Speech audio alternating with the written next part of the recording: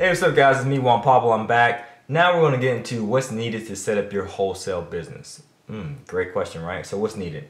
You need marketing funds, okay? I recommend about $1,000, $1,000. You have to bring something of value to the table, as I stated earlier, and you do have to afford your marketing expenses. Now, if you want to keep your marketing expenses to a bare minimum, banner signs may be the best option for you, where you can go to a place like Home Depot, for example, or any department store. You get corrugated plastic. You might need some sort of box cutter, and you cut them down into squares. So it could be a decent sized banner signs, and you can get a marker. You can say, "We buy ugly houses, handyman special, blah blah blah." Put your phone number on there and so forth. So that's the least cost, but there are going to be some costs involved for marketing. Okay, now if you don't have the capital, you can always use business credit to finance those expenses. Okay, so you can apply for business credit, go to the resources below to learn more information. Okay, no cash, that's fine. If you say, hey, I don't even have enough money, Juan Pablo, or credit to obtain corrugated plastic from Home Depot, for example, draw for dollars then. You gotta at least have gas money, that's a cost, right?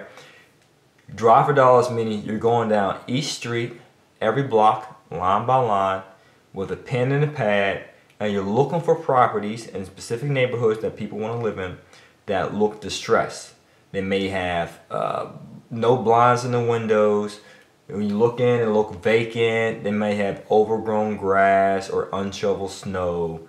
They may have a ton of mail in their mailbox. It looks vacant. It doesn't look like it's being kept up nicely. Okay, so you can drive for dollars, and you have to jot this information down. Then you have to go and do the research, such as going to your county's tax assessor website to see who owns this property. And once you find out the owner's name and mailing address, or company's name and mailing address, because sometimes properties are owned under entities like LLC, limited partnership, and so forth.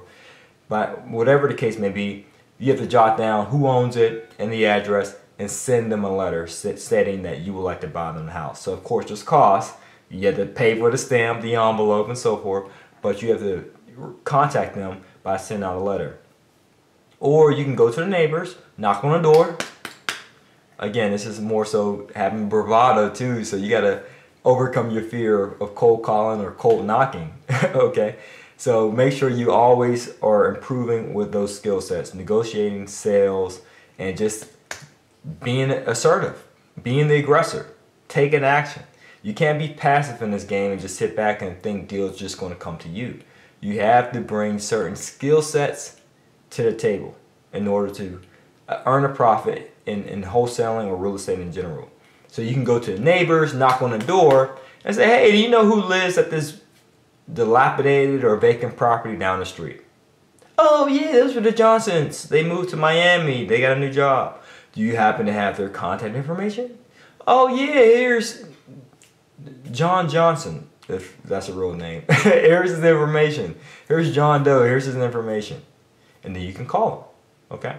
So that's a way that you can get started at a low cost as well, driving per dollar. So when there's lower costs involved, what does that normally equate to? Higher time involved, meaning it's going to be more time consuming for you. So if you have a full-time job, you have other commitments such as family and friends, and you're working out, you're doing all this other good stuff, you have many different obligations, driving for dollars is going to be a bit more time consuming. Okay, but I would recommend you spending a weekend, maybe a Saturday afternoon for 2 to 4 hours, and you just driving down certain neighborhoods slowly but surely, and every time you notice one of those vacant properties, you pull out your pen and pad, you reach out to them, you follow up. And you send a letter and you follow up, okay? So no cash, that's fine, you can draw for dollars. So pretty much there's no excuse here. If you don't have the cash, you don't have the credit, what do you have to bring? The time, okay? So you guys understand you have to bring something of value to the table.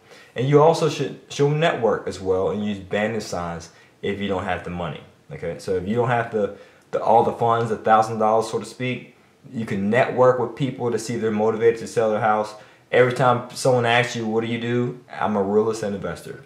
Oh, really? I actually have a house, or my friend has a house. Perfect. Let's network. Let's connect. And you also want to network with end buyers and other wholesalers, because you'll soon realize that Other wholesalers can potentially be your best friend. You might be thinking, well, wouldn't it be my competition? Because if we both come across a motivated seller, he may or she may present an offer that might be better than mine. That could happen, don't get me wrong. I'm not trying to make things all sweet and easy for you, because yes, there will be some slight competition. But generally, working with wholesalers can be a blessing. Why? Because they may bring something to the table that's of value, and you may bring something to the table, the closing table, that's of value.